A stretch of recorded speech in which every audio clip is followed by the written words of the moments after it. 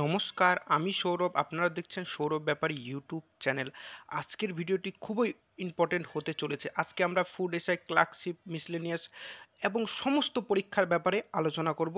আর আপনি যেই পিকটি দেখতে পাচ্ছেন নরেন্দ্র মোদীর, এই ব্যাপারে বিস্তারিত আলোচনা করব। তাই ভিডিওটি খুবই গুরুত্বপূর্ণ হতে চলেছে, মিস করবেন না এবং স্কিপ করবেন না। ভিডিওটি শুরু করার আগে একটি কথা বলবো, এই চ্যানেলে চাকরি সম্পর্কিত সব রকম নিত্য নতুন আপডেট দেওয়া হয়, তাই চ্যানেলটিকে সাবস্ক্রাইব করে পাশে থাকা বেল আইকনটি প্রেস করে দেবেন। তাহলে চলুন দেরি না করে শুরু করা। দেখুন, এখানে আপনারা নরেন্দ্র মোদীর পিকচার দেখতে পাচ্ছেন। এর পিছনে কারণটা কি? তাহলে কারণটা আগে আমরা দেখে নিই।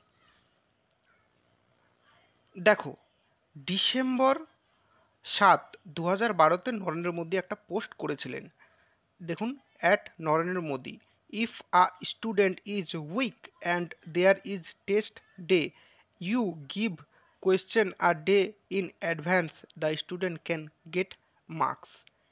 অর্থাৎ, যদি কোনো স্টুডেন্ট পড়াশোনায় কমজোর হয়, তাকে প্রশ্নপত্র একদিন আগে দিয়ে দেওয়া হোক, তাহলে পরে সে কিছু ভালো নাম্বার তুলতে পারবে।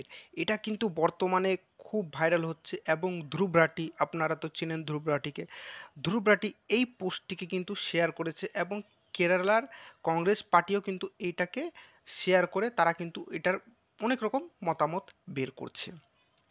এবার এখানে কথা হচ্ছে, এটা যে নরেন্দ্র মোদী টুইট করেছিলেন, এটা কি সঠিক?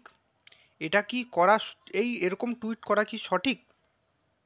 দেখুন, এখন নরেন্দ্র মোদী পিএম, কিন্তু তখন নরেন্দ্র মোদী ছিলেন একজন মুখ্যমন্ত্রী গুজরাটের।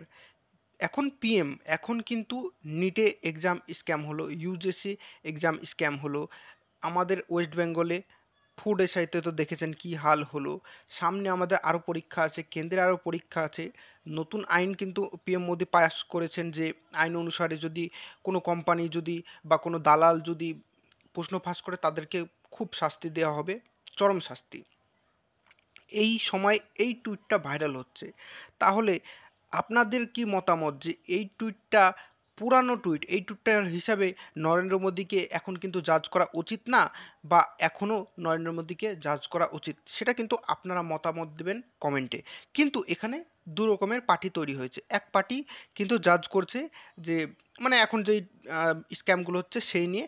আরেক পার্টি জাজ করছে এটা প্রায় দশক পুরানো একটা টুইট, এটা নিয়ে নরেন্দ্র মোদীকে এখন জাজ করা উচিত না।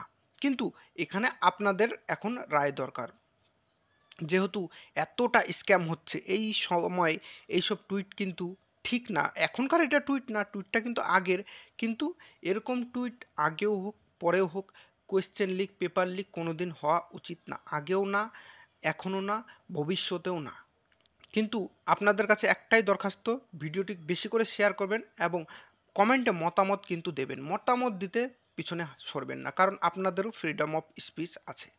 তাহলে দেখা হবে নেক্সট ভিডিওতে। ভিডিওটি দেখবার জন্য অসংখ্য ধন্যবাদ।